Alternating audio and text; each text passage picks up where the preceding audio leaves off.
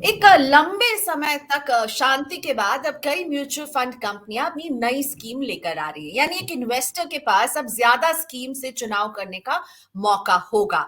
जब भी एक म्यूचुअल फंड कंपनी एक नई स्कीम लाती है तो वो उसका न्यू फंड ऑफर लेकर आती है, एनएफओ। आपने भी देखा होगा कि अभी करीब जून से लेकर के अभी अगस्त के बीच में ही 15 एनएफओ आ चुके हैं और अभी तो 2021 बाकी है, यानी हम और भी एनएफओस देखेंगे।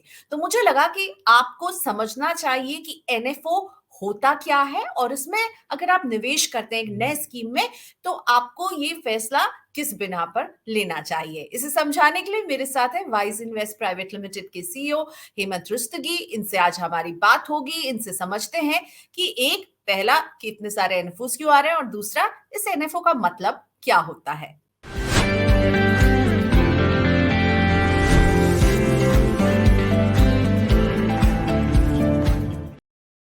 Thank you so much mister Rustagi, आपने मनी नाइन के लिए वक्त निकाला। तो पहला सवाल, ये एनएफओ, मुझे तो लगता है जैसे कि एक कंपनी जब अपने शेयर लाती है तो वो आईपीओ लाती है और म्यूचुअल फंड जब एक नई स्कीम लाती है तो वो एनएफओ लाती है।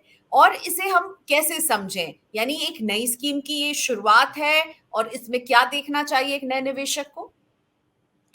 प्रियंका, जैसे आपने बिल्कुल सही कहा, अगर हम एनएफओ की फुल फॉर्म देखें, न्यू फंड ऑफर, तो ये स्पेशली अगर हम ओपन एंडेड फंड्स की बात करें, क्योंकि मेजॉरिटी जो स्कीम म्यूचुअल फंड के अंदर है वो ओपन एंडेड फंड्स हैं, तो न्यू फंड ऑफर एक ऐसा पीरियड है जो किसी भी नई स्कीम की शुरुआत है।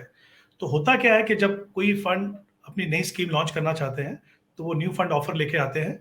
यानी कुछ दिनों के लिए न्यू फंड ऑफर है जहां पे आपको यूनिट्स जो है वो एट पार वैल्यू पे मिलती है, क्योंकि उस समय पे एनएवी कैलकुलेट नहीं होती है। तो आप एट पार वैल्यू पे यूनिट्स ले सकते हैं। और न्यू फंड ऑफर पीरियड खत्म होने के कुछ दिन बाद जो है फिर से स्कीम रीओपन होती है, जब एनएवी कैलकुलेट होना शुरू होती है। तो आप एनएवी बेस प्राइस के ऊपर आप या तो स्कीम में एडिशनल पैसा डाल सकते हैं, अगर आप नए इन्वेस्टर हैं तो फिर से आप नया पैसा डाल सकते हैं, या फिर अगर आप चाहें तो रिडीम कर सकते हैं। तो न्यू फंड ऑफर, अगर हम बिल्कुल सिंपल भाषा में बात करें, तो किसी भी फंड की शुरुआत है। ठीक है, आपने बात किया कि जब ये आते हैं तो जो शुरुआती वैल्यू होती है ना हेमंत जी, वो बड़ी अट्रैक्टिव लगती है। 10 रुपए पर आती है स्कीम, स्पेशली इस समय जब हम बाजारों को देख रहे हैं इतना भागते हुए, और ऐसे में अगर कोई 10 रुपए का एक सामान मुझे बेच रहा हो तो वो मुझे काफी सस्ता लगेगा। और यही निवेशकों को भी लगता है, ये एक बड़ा कैच होता है कि 10 रुपए की एनएवी में आप एक स्कीम को खरीद पाएंगे। आप इसे मानते हैं कि एक ये वैलिड रीजन है कि किसी को एनएफओ में इन्वेस्ट करना चाहिए क्योंकि 10 रुपए में वो प्रोडक्ट आपको मिल रहा है। देखिए, एनएफओ में इन्वेस्ट करना है कि नहीं वो डिपेंड करता है सूटेबिलिटी के ऊपर। लेकिन अगर आप सिर्फ ये सोच के पैसा इन्वेस्ट करना चाहते हो, जैसा आपने कहा कि मार्केट बहुत ऊंचाई पे है और ये हमको 10 रुपए की एनएवी पे मिल रही है, तो शायद ये काफी अट्रैक्टिव प्रपोजिशन है, वो बिल्कुल गलत है। जैसा मैंने पहले कहा शुरुआत में, इस पीरियड में क्योंकि एनएवी कैलकुलेट नहीं होती है, तो आपको एट पार वैल्यू पे यूनिट्स दी जाती हैं। यानी 10 रुपए की अगर एट पार वैल्यू है तो 10 रुपए पे आपको यूनिट्स मिलती हैं। इसका मतलब ये नहीं है कि एनएवी ऑलरेडी 10 या 11 या 12 रुपए, 13 रुपए है और उसके सामने आपको 10 रुपए में मिल रही है। उसकी एक्चुअल वैल्यू भी 10 रुपए है और आपकी जो जो प्राइस आप पे कर रहे हो वो भी 10 रुपए है। तो कोई डिस्टिंक्ट एडवांटेज नहीं है। होता क्या है, जैसे मैंने कहा, ओपन एंडेड फंड्स है। जब ये स्कीम आगे चलेंगी तो हम देखेंगे कि स्कीम में और पैसा आएगा, स्कीम की एनएवी कैलकुलेट होनी शुरू होगी, उतार चढ़ाव देखने को मिलेंगे, but over a longer period NAV जो है, स्पेशली अगर हम इक्विटी फंड्स की बात करें, तो वो ऊपर जाती है।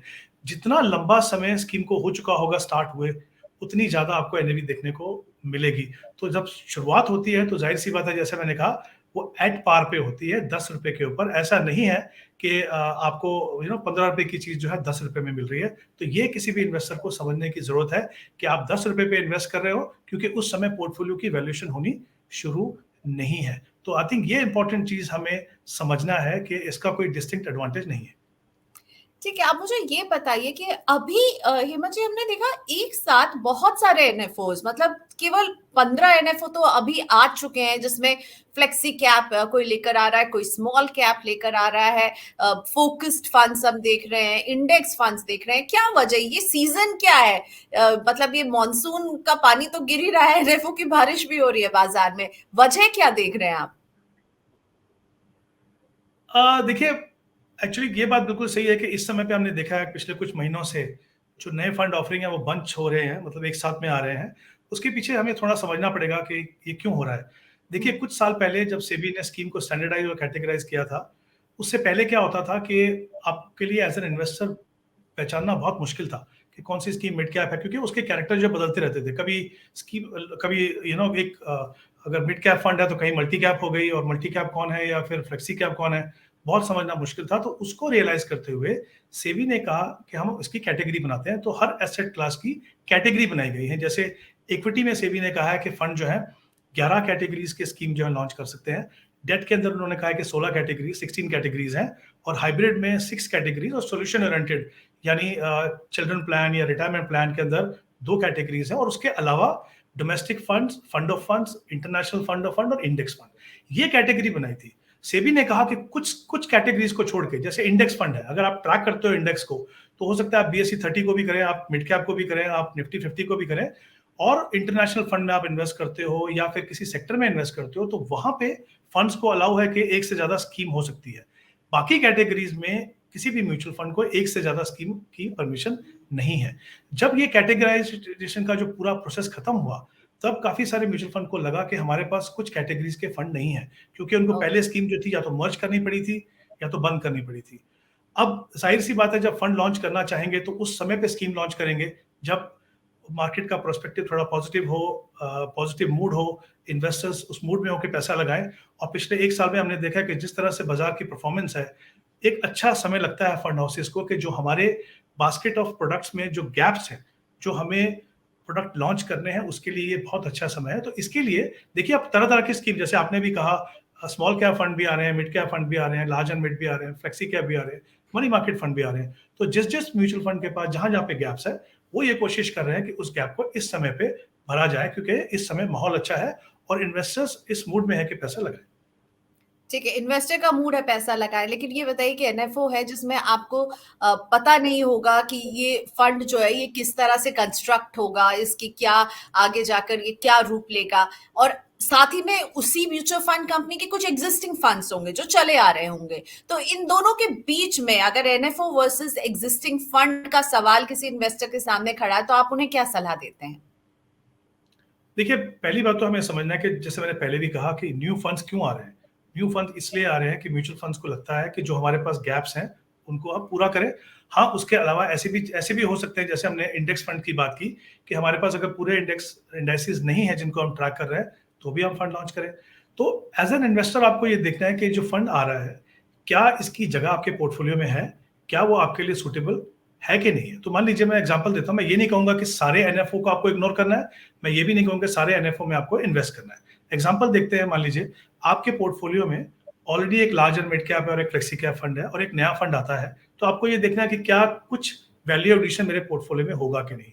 ऐसे ही अगर मान लीजिए कोई इंडेक्स फंड आता है जहां पे आप बीएसई 30 में आप ऑलरेडी इन्वेस्ट कर चुके हैं, फिर निफ्टी 50 को ट्रैक करने के लिए एक नया फंड आता है और आपको लगता है कि नहीं, हमारे पोर्टफोलियो में ये भी होना चाहिए, उसमें कोई फर्क नहीं पड़ता, क्योंकि वहां पे आप देख सकते हैं कि अंडरलाइंग एसेट्स क्या है, कौन से स्टॉक में पैसा लगेगा।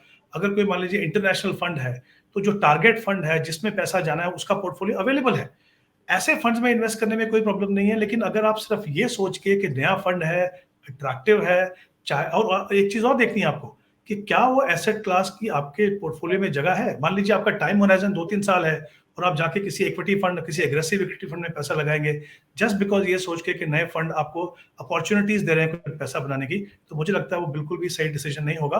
आप अपनी रिक्वायरमेंट को देखिए, फंड हाउसेस अपनी बास्केट को कंप्लीट कर रहे हैं, आप अपनी रिक्वायरमेंट को देखिए, अगर आपके पोर्टफोलियो में उसकी जगह है तब भी।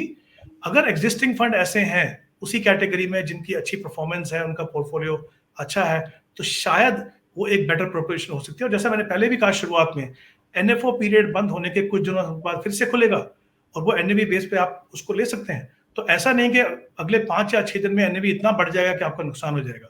तो जल्दबाजी नहीं करना है, आपको सिर्फ ये देखना है कि वो सुटेबिलिटी आपके लिए है। अगर कोई नया कॉन्सेप्ट है, कुछ नया सेक्टर है, कुछ नया थीम है और आपको लगता है कि नहीं, इसकी जगह मेरे पोर्टफोलियो में है और ऐसा कोई फंड पहले है नहीं, तो जाहिर सी बात है आप अगर एनएफओ में इन्वेस्ट करें तो कोई प्रॉब्लम नहीं है, क्योंकि आपको वो सेक्टर, थीम या जहां पे भी वो इन्वेस्ट कर रहे हैं फंड, वो आपको समझ। डाइवर्सिफिकेशन देखें आपको उस एसेट क्लास में आप पहले से निवेश तो नहीं कर रहे हैं, उस तरह के फंड्स अगर आपके पास नहीं है तब आप इन्हें चुने, बस इसलिए नहीं क्योंकि एक नया प्रोडक्ट है।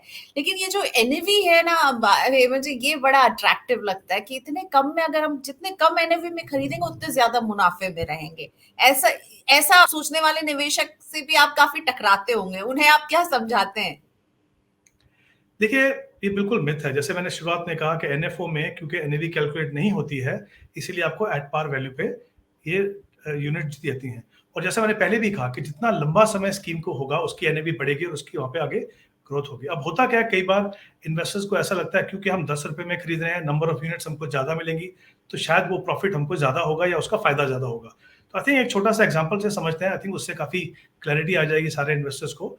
मान लीजिए 2 इन्वेस्टर्स हैं जो ₹10,000 इन्वेस्ट करते हैं और एक ही इन्वेस्टर है वो, एक-एक स्कीम में। ₹10,000 इन्वेस्ट करते हैं आप 1000 ₹10 के हिसाब से एट पार वैल्यू पे आपको 1000 यूनिट्स मिलेंगी। दूसरा फंड जहाँ पे मान लीजिए एनएवी जो है ₹100 ₹100 है, आपको 100 यूनिट्स मिलेगी। अब अगर ये मान के चलें कि दोनों का डिफरेंशिएशन कैसे समझें हम? मान लीजिए उनके पास एक ही स्टॉक है, एचडीएफसी बैंक, जो 1500 से 1545 में गया, यानी 3% का एप्रिसिएशन हुआ। ये इंपॉर्टेंट चीज़ समझने की है यहाँ पे। परसेंटेज को समझना ज़रूरी है, एब्सोल्यूट को नहीं। 3% से अगर उस स्टॉक की वैल्यू बढ़ी, तो जो ₹10 की एनएवी बढ़ के 10.30 हो जाएगी और ₹100 की एनएवी जो है वो 103 हो जाएगी। तो वैल्यू दोनों की कितनी हुई? 10,300। दोनों में कोई फ़र्क नहीं हुआ, चाहे आपने ₹10 पे खरीदा, चाहे आपने ₹100 पे खरीदा।